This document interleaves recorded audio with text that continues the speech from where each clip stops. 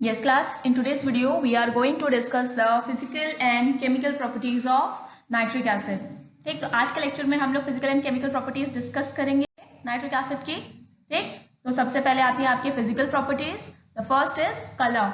जो हमारा pure nitric acid होता है 98% जो हमारा नाइट्रिक एसिड है इट इज कलरलेस. ठीक है, जो प्योर एसिड होता है it is colourless, while the commercial acid जो हम लोग यूज करते हैं एसिड जो कमर्शियली आपका 68% एसिड होता है, 68% कॉन्सेंट्रेशन वाला एसिड होता है, इट इज येलोइश ब्राउन. ये देखिए जो प्योर एसिड है it is colourless, while the commercial acid it is yellowish brown, slightly yellowish होता है. आप लोग के लैब्स वगैरह में भी देखिए जो एसिड आते हैं स्लाइटली येलोइश होता है आपका nitric acid, that is commercial acid. ठीक है, जिसमें 68% कॉन्सेंट्रेशन होता है आपका नाइट्रिक एसिड का. Next is order. It have suffocating order. आप देखिएगा जो नाइट्रिक एसिड होता है उसको आप लोग जब इनहेल करेंगे तो आपको सफोकेशन से घुटन सी महसूस होती है. ठीक है, it means it have suffocating order. ठीक है, नेक्स्ट इज टेस्ट. सबको पता है एसिड्स आर सोर इन टेस्ट, तो ये being acid it also have सोर टेस्ट. ठीक, नेक्स्ट इज साइकोलॉजिकल नेचर. आप इसको इनहेल करेंगे पॉइजनस तो नहीं होता but it is highly corrosive. ठीक है, गले में आपके हार्श सा लगता है, ऐसे खुरचन सी लगती है आपको. ठीक है, और आपके स्किन पे भी गिर जाता है तो छाले पड़ जाते हैं, ब्लिस्टर्स फॉर्म हो जाते हैं. मेटल के सरफेस पे गिरता है तो कोरोजन कॉज करता है. ठीक है, तो साइकोलॉजिकल नेचर कैसा है, इट इज कोरोसिव. ठीक है, इसी वजह से आपका मैन्युफैक्चर में आप लोग जब क्वार्ट्स यूज करते, मैन्युफैक्चर के टाइम पे हम लोग क्या यूज करते थे, क्वार्ट्स यूज करते थे. ठीक है, डेंसिटी क्या है, it is heavier than water. ठीक, नेक्स्ट solubility. Acids जो होते हैं almost all the acids are soluble in water. ठीक है, तो it is also soluble in water. Next, constant boiling mixture. It forms a constant boiling mixture at 121 degree centigrade. जब आप लोग का जो ओसवाल्ड प्रोसेस है जो आप लोग को एसिड मिलता है it contains 50% of the concentration of HNO3. Now उसको फर्दर कॉन्सेंट्रेशन के लिए उसके हम लोग बॉइलिंग करते हैं. बॉइलिंग के थ्रू हमें 68% HNO3 मिलता है क्योंकि 121 डिग्रीज पे हमें क्या मिल जाता है, कांस्टेंट बॉइलिंग मिक्सचर. ये चीज मैंने अपने प्रीवियस वीडियो में एक्सप्लेन की हुई है जिसका लिंक आपको नीचे दिया गया है, तो आप लोग वहां से देख सकते हैं इसको. ठीक है, वो तो 121 डिग्रीज पे हमें जो एसिड मिलता है उसमें एसिड की एंड वाटर की कॉन्सेंट्रेशन बॉइलिंग लिक्विड में एंड वेपर फेज में सेम रहती है. Means the concentration of acid in liquid phase as well as in vapour phase remains same. ठीक है, नेक्स्ट बॉइलिंग पॉइंट इसका होता है, जो प्योर एसिड होता है उसका बॉइलिंग पॉइंट होता है आपका 68 डिग्री सेंटीग्रेड एंड उसका फ्रीजिंग पॉइंट जो होता है वो होता है आपका 42 degree centigrade, -42 degree centigrade.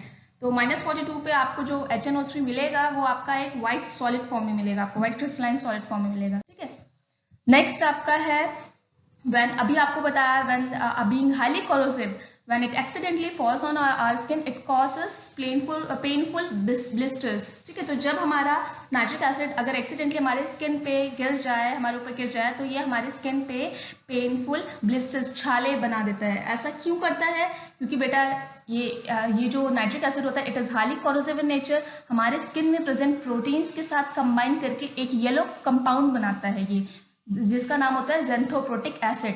Due to the formation of that yellow compound xanthoproteic acid ये हमारे स्किन को येलो स्टेन कर देता है. एग्जाम में आता है ये क्वेश्चन आपका, why nitric acid stains the skin yellow when it accidentally falls on it.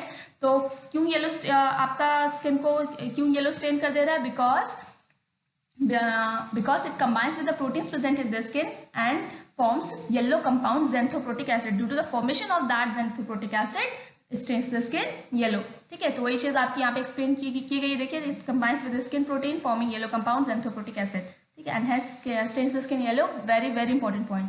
Next देखिए आप ये क्वेश्चन भी, ये पॉइंट भी आपका वेरी वेरी इंपॉर्टेंट है, बहुत ज्यादा फ्रीक्वेंटली आस्क्ड क्वेश्चन इस चैप्टर से आपका. डिस्टिलेशन और boiling. Why distillation or boiling cannot be used for the concentration of nitric acid beyond a certain concentration? तो why HNO3 cannot be concentrated beyond a certain concentration by distillation or boiling? क्यों नहीं concentrate किया जा सकता? Because it forms a constant boiling mixture at 121 degrees centigrade. ठीक है, at this temperature the concentration of the liquid phase as well as the concentration of the vapor phase remains same. तो water और liquid का जो concentration आपका liquid phase में रहता है, बॉइलिंग लिक्विड पे रहता है, वही कॉन्सेंट्रेशन उस बॉइलिंग लिक्विड के ऊपर के वेपर्स का भी होता है. तो आप उसको जब डिस्टिल आउट करोगे, उन वेपर्स को जब आप डिस्टिल आउट करोगे तो उनका कॉन्सेंट्रेशन और जो लिक्विड आपका बॉइल हो रहा है उसका कॉन्सेंट्रेशन सेम रहेगा. मतलब दोनों में HNO3 की कॉन्सेंट्रेशन क्या रहेगी आपकी 68%. ठीक है, और कांस्टेंट बॉइलिंग मिक्सचर की कई बार डेफिनेशन आ जाती है. तो constant boiling mixtures are those mixtures which distils out without any change in concentration. क्योंकि बेटा बॉइलिंग लिक्विड का और वेपर का कॉन्सेंट्रेशन तो सेम होता है, तो अगर आप पूरा लिक्विड भी वेपराइज आउट करके डिस्टिल कर लो, उसे वेपराइज करके डिस्टिल आउट कर लो पूरे लिक्विड को भी, तो भी उसके कॉन्सेंट्रेशन में कोई चेंज नहीं होगा। तो that liquid which vaporise out without any change in concentration is called constant boiling mixture. ठीक है, तो देख लीजिए, the constant boiling mixture is the one which boils out या which distils out without any change in concentration.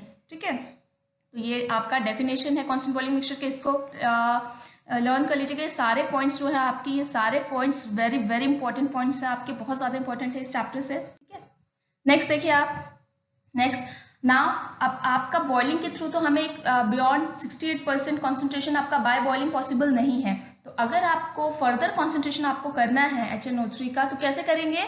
Bye distilling it with concentrated H2SO4 under reduced pressure. तो हम लोग क्या करेंगे, हम लोग HNO3 का और HNO3 को H2SO4 के साथ डिस्टिल आउट करेंगे अंडर रिड्यूस्ड प्रेशर।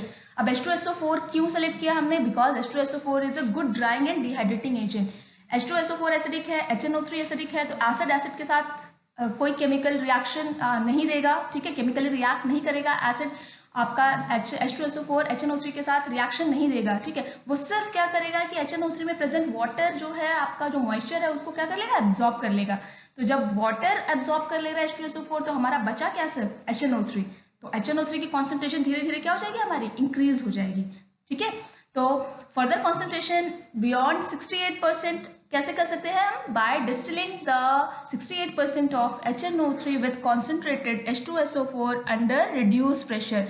एंड इस प्रोसेस से जो हमें HNO3 मिलता है, it is of 98% purity and it is called fuming nitric acid. क्योंकि बेटा इस एसिड के ऊपर आपको नाइट्रिक एसिड के फ्यूम्स भी मिलते हैं, मतलब वेपर्स निकलते रहते हैं नाइट्रिक एसिड के। ठीक है, that's why this nitric acid is also called fuming nitric acid.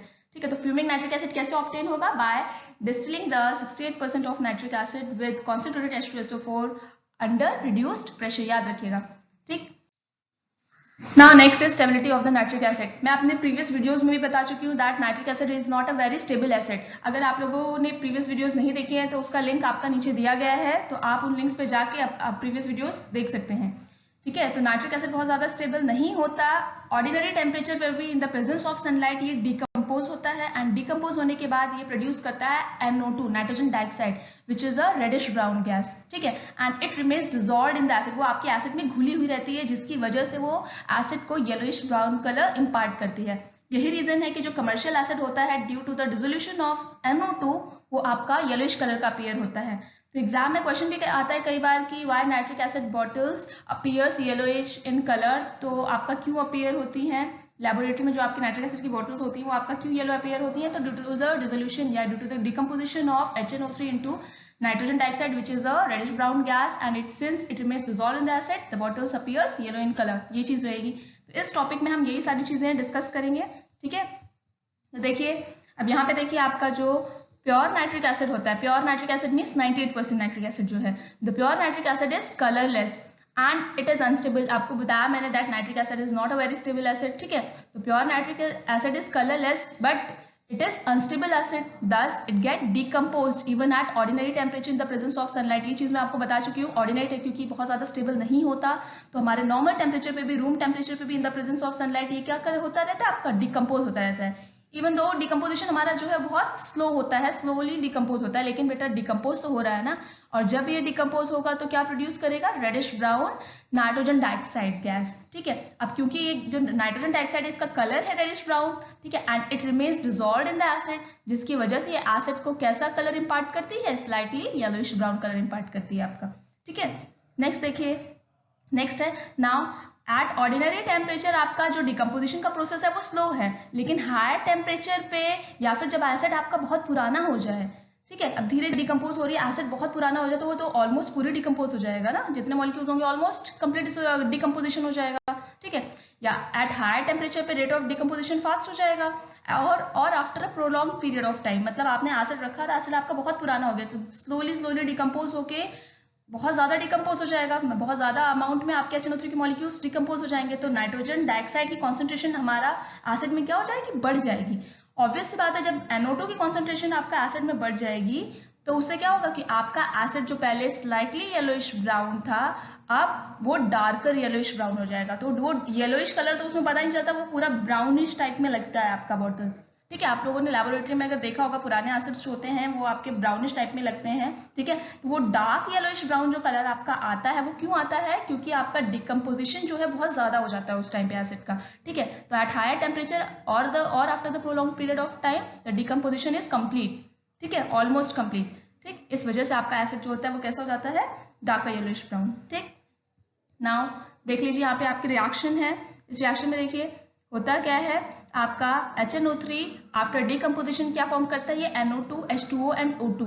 तो इन NO2 H2O O2 के कॉम्बिनेशन से आपका HNO3 बनता है, एंड जब ये डिकम्पोज होता है तो ये nitrogen dioxide, water and oxygen ही देता है। एंड ये जो नाइट्रोजन डाइऑक्साइड आपकी निकलती है, ये आपका एसिड में डिजोल्व होती है, डिजोल्व रहती है, जिसकी वजह से आपका एसिड जो है वो आपका येलोइश ब्राउन कलर का अपीयर होता है।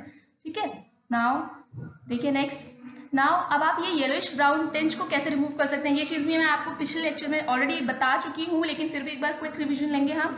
तो ये येलोइश ब्राउन कलर को रिमूव करने के लिए, येलोइश ब्राउन टिंज को रिमूव करने के लिए हम लोग क्या कर सकते हैं? तो लास्ट लेक्चर में आप लोगों ने देखा था कि येलोइश कलर को रिमूव करने के लिए या तो हम एयर या कार्बन डाइऑक्साइड की बबलिंग करेंगे, ठीक है, थ्रू द एसिड। तो बाय बबलिंग एयर और CO2 थ्रू द एसिड, और सेकेंड चीज की थी bye the dilution of acid, या तो हम एसिड को डाइल्यूट करेंगे। उसके अलावा एक चीज और है कि आप रिमूवल के लिए क्या कर सकते हो, हम लोग अपने एसिड को स्लाइटली हीट कर सकते हैं, वार्म कर सकते हैं। हीटिंग से क्या होगा कि जो डिजॉल्व आपकी NO2 गैस है वो आपकी एस्केप आउट हो जाएगी। ठीक है, तो 3 मेथड्स है, by warming the acid, by bubbling air और carbon dioxide through the acid, and last is by the dilution of the acid. ठीक है, डाइल्यूशन मैं अपने प्रीवियस लेक्चर में बता चुकी हूँ आपको। ठीक, क्योंकि डाइल्यूशन से आपका क्या होगा कि आपका NO2 जो है वो आपकी डिजोल्व हो जाएगी। ठीक है, नीचे आपको लिंक दिया गया है। ठीक है, आप चाहे तो उसमें देख सकते हैं। नेक्स्ट, अब ये सारे रीजंस हैं आप लोग के, अगर एग्जाम में क्वेश्चन आता है why nitric acid kept in plain glass bottle turns yellow और येलोइश ब्राउन इन कलर, तो उसका रीजन यही नहीं रहेगा पूरा, आपको मैं बता चुकी हूँ ये कि due to the decomposition of acid to produce nitrogen dioxide which is reddish brown gas and remains dissolved in the acid. ठीक, now देखिए, now action on indicators। तो आपका जो एसिड है वो आपके इंडिकेटर्स पे कैसा इफेक्ट प्रोड्यूस करता है? तो ऑब्वियस बात है, जो हमारे एसिड बेस्ड इंडिकेटर्स होते हैं वो आपके एसिड और बेसिस को डिटेक्ट करने के लिए यूज होते हैं। ठीक है, तो अलग अलग इंडिकेटर्स पे अलग अलग इफेक्ट आएगा। तो सबसे पहला इंडिकेटर है हमारा मॉइस्ट लिटमस। तो अगर आप ब्लू लिटमस यूज कर रहे हैं तो being acid turns blue litmus to red, और अगर आप न्यूट्रल लिटमस यूज कर रहे हैं तो न्यूट्रल लिटमस आपको पर्पल होता है, तो वो पर्पल टू रेड हो जाएगा। ठीक है, तो moist blue litmus will turn red upon the addition of HNO3। ठीक है, और अगर न्यूट्रल लिटमस है तो पर्पल टू रेड हो जाएगा वो आपका। Next, methyl orange. Methyl orange जो है वो एसिड्स में आपका पिंक हो जाता है, जबकि बेस में वो आपका येलो हो जाता है। तो अमोनिया के केस में देखा था आपने, जब हमने मिथाइल ऑरेंज लिया था तो upon the addition of ammonium compounds या by the passage of ammonia, जो हमारा मिथाइल ऑरेंज था वो येलो, ऑरेंज टू येलो हो जा रहा था। जबकि अगर हम HNO3 में अपना मिथाइल ऑरेंज डालेंगे तो वो ऑरेंज टू पिंक हो जाएगा आपका। ठीक है, एक्चुअल कलर ऑरेंज होता है और ऑरेंज से वो पिंक में चेंज हो जाएगा। नेक्स्ट आपका आता है फिनोप्थिलीन।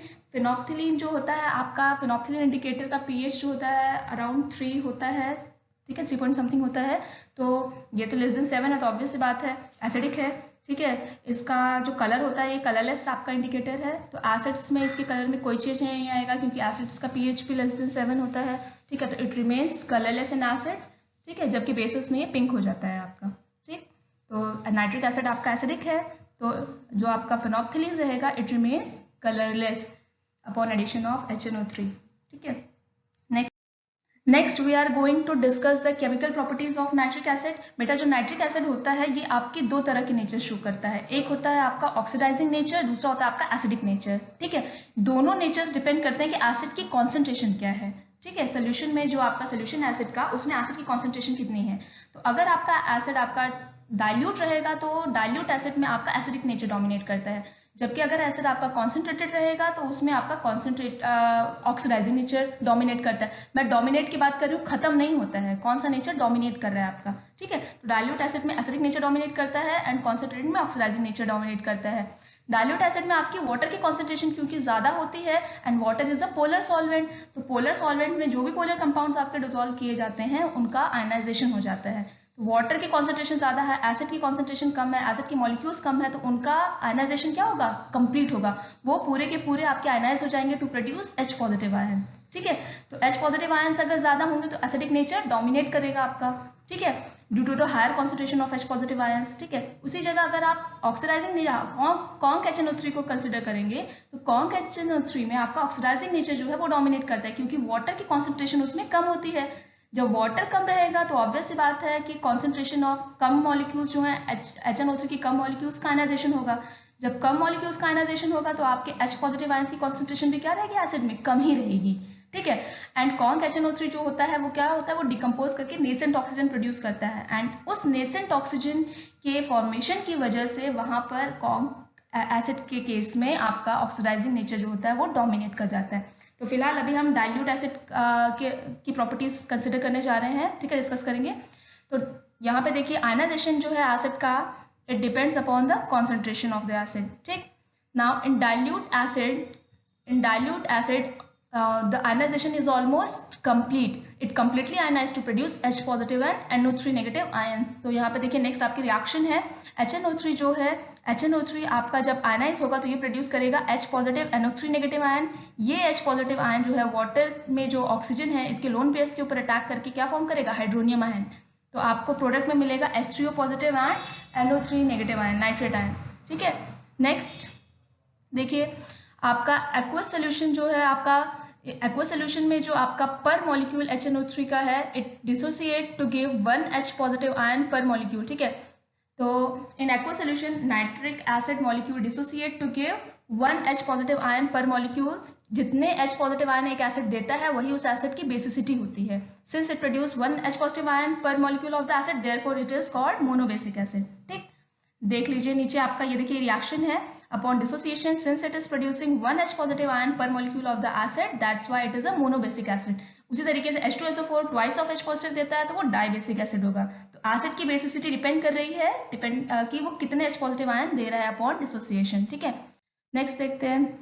नेक्स्ट देखिए, अब मैंने बताया क्योंकि आपका जो डाइल्यूट एसिड है इसकी आयनाइजेशन ऑलमोस्ट कंप्लीट होती है तो concentration of H positive ion ज़्यादा होता है, जिसकी वजह से आपका एसिडिक नेचर डोमिनेट करता है। तो कुछ प्रॉपर्टीज़ हैं इसकी जो इसकी एसिडिक नेचर पे डिपेंड कर रही हैं, जैसे वो है इसका, वो प्रॉपर्टीज़ शो होती हैं इसके रिएक्शंस में, in reaction with bases, carbonates, bicarbonate, sulphates, bisulphides. तो ये रिएक्शन हम कुछ रिएक्शन इनमें से अभी डिस्कस कर रहे हैं। ठीक है, तो देखिए सबसे पहला है आपका रिएक्शन विद NaOH।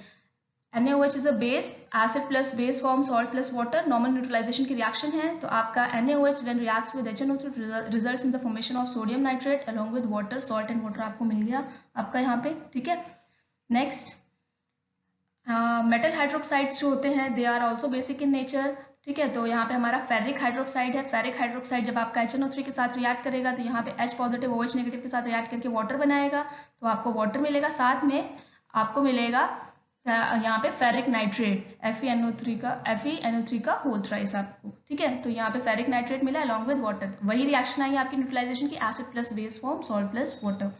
ठीक है, नेक्स्ट आपका रिएक्शन है कैल्शियम कार्बोनेट।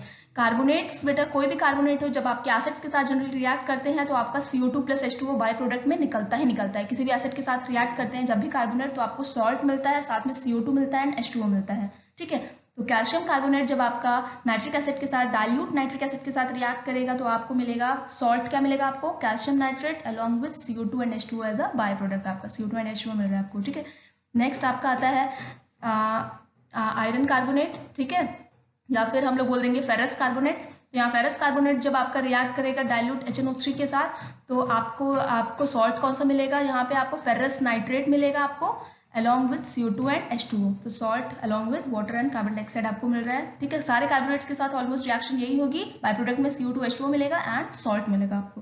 ठीक है, नेक्स्ट देखिए कॉपर कार्बोनेट मिल रहा है आपको। कॉपर कार्बोनेट जब आपका HNO3 के साथ रिएक्ट करेगा तो आपको मिलेगा यहाँ पे कॉपर नाइट्रेट सॉल्ट मिलेगा आपको, साथ में मिलेगा CO2 एंड H2O आपको। ठीक है, नेक्स्ट रिएक्शन देख लिए, यहाँ पे कॉपर बाइसल्फाइड आया है। कॉपर बाइसल्फाइड जब रिएक्ट करेगा तो आपको मिलेगा SO2। सल्फाइड्स एंड बाइसल्फाइड्स में SO2 प्लस H2O आपको बाय प्रोडक्ट में मिलता है। ठीक है, कार्बोनेट्स एंड बाइकार्बोनेट्स में CO2 and H2O by products मिलते हैं एंड सल्फाइड्स एंड बाइसल्फाइड्स में SO2 and H2O by products मिलते हैं, तो ये याद रखिएगा, ठीक है। तो यहाँ पे हमने लिया है कॉपर बाइसल्फाइड, इसका रिएक्शन जब हम डाइल्यूट HNO3 के साथ कराएंगे तो आपका एसिड्स जब आपके सल्फाइड्स एंड बाइसल्फाइड्स के साथ रिएक्ट करते हैं तो आपको SO2 and H2O by product मिलता है अलॉन्ग विद सॉल्ट। तो सॉल्ट यहाँ पे क्योंकि नाइट्रिक एसिड यूज कर रहे हैं तो नाइट्रेट का सॉल्ट मिलेगा, यहाँ पे कॉपर नाइट्रेट मिलेगा, ठीक है। नेक्स्ट देखिए, अब यहाँ पे देखिए हमारा डाइल्यूट एसिड जो है वो तो हमारा एसिडिक नेचर शो कर रहा है क्योंकि H पॉजिटिव आयंस की कॉन्सेंट्रेशन ज्यादा है, but the pure and concentrated nitric acid, since it is poorly ionized, it have low concentration of the H positive ion, that's why its oxidizing property tends to predominate। तो वहाँ पे क्योंकि आपका acidic nature आपका वहाँ पे कम हो जाता है तो आपकी ऑक्सीडाइजिंग नेचर जो है वो आपका डोमिनेट कर जाता है, ठीक है। एक तो ये रीजन है, and second oxidising nature dominate करने का सेकंड आपका रीजन है कि आपका जो कॉन्सेंट्रेटेड नाइट्रिक एसिड है वो डिकम्पोजिशन के बाद आपका नेसेंट ऑक्सीजन प्रोड्यूस कर रहा है, ठीक है, जिसकी वजह से जो नेसेंट ऑक्सीजन है वो ही रिस्पॉन्सिबल होती है for the oxidation of the metals, non metals, organic compounds जिनके साथ कि आपका नाइट्रिक एसिड रिएक्ट करता है, ठीक है। तो that's all for today's lecture, thank you class, ठीक।